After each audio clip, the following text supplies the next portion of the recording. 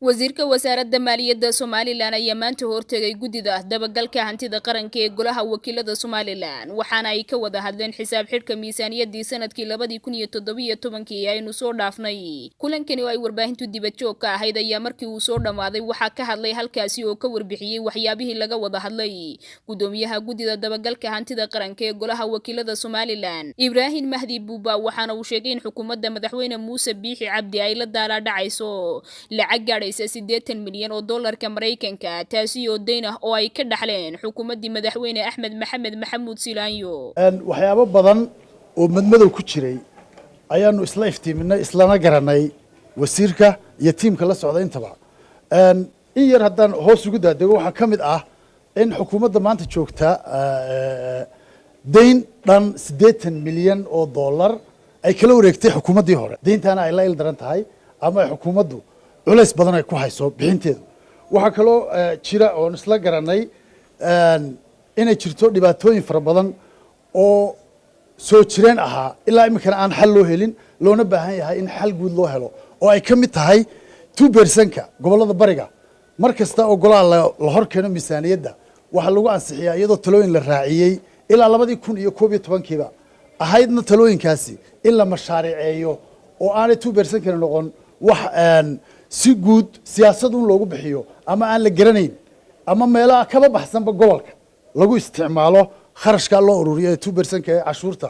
ganacsatada alaabta dekedaha kala soo degaysa loo saaray in gobolada bariga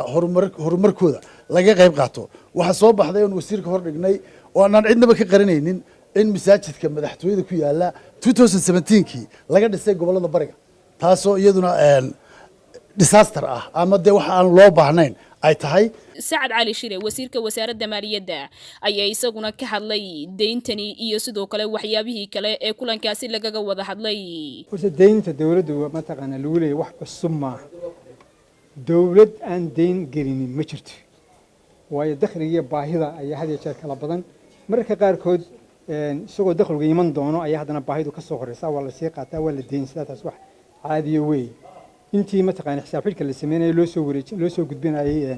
baarlamaankana mid walbaba xisaab xidhka deyni way la socota maalintii aan la wareegay maxay raadeen xilka laftigeeda waa laga yaabaa wasiirka wareysiga laftigiisa inuu wax ka yiri deynta waxa kamid ahayd wixii lagu wareejiyay xil wareejinta kamid ahayd waxaan isla garanay runtii aan ballan qaaday wasiir ahaan anuu maan joogin 2017kii marka 2 bilood ee barbaan joogaa in loo maamulo oo loo raaco wax walbaba oo la xiriira miisaaniyadda amba hantida qaranka sidoo sharcigu oranayo isay dastuurka ay dhigayaan Samsam Cabdi Aadan wasiirkii hore wasaaradda maaliyadda ee iyadu xilka ku wareejisay mas'uulkii uu soo magacaabay madaxweyne Muuse Biixi Cabdi ayaa iyadu xilligaasi ku faantay inaanay jirin wax deyn ah oo ay haatan wareejinayso waxa maanta wasaaradda maaliyaddu ay ku faanaysaa horta deyn lagu leeyahay ma jirto dadku waxay iska lahaayeen bariyaan oo deyn baa la wareejinaya deyntu waxa intaan imika dhaqaaqo aniga wasiirkii maaliyadda bakhaar intaan taga ma oran karo 2 milyan ama ahi qofnay ma ahayn soo maaha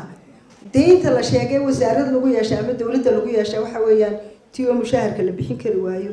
ama raashinka ciidamada la bixin kari waayo horta waanu bixino November mushaharkeega waa la qaatay sagal Belda Axmedon Cable TV